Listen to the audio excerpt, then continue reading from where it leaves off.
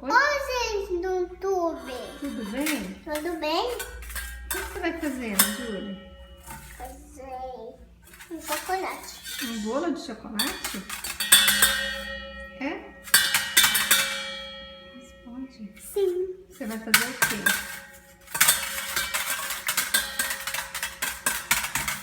O que você vai fazer?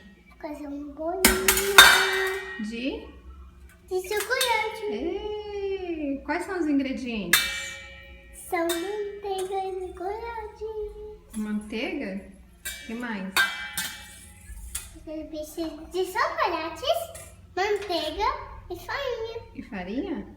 Então vamos ver os ingredientes? Vai precisar xícara de farinha. Meia xícara de farinha? É? Cadê a farinha? Coloca lá dentro. Uma colher de manteiga. Esse é o ingrediente. Vamos montar aí tudo. Vamos misturar tudo? Como é que faz para misturar? Sim.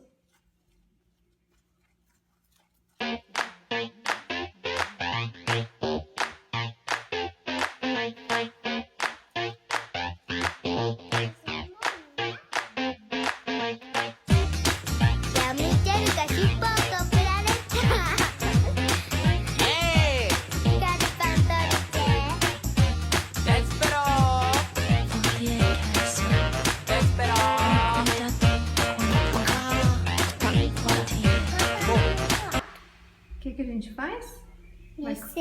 Vai colocar numa travessa Não, a gente vai tirar ainda. e levar para o micro-ondas. Não, a gente vai tirar ainda. Vai mexer ainda, então mexe. A gente vai colocar a travessa, a gente vai colocar o micro-ondas. No micro-ondas? Você colocou na travessa? Sim. Muito bem. Tá muito quente, né, meu amor? É? A gente tirou do micro-ondas depois de 4 minutos, foi? É?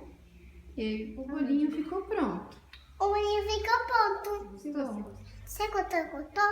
Ativa aqui no canal. Já arrumei. Como é que tá? Bom.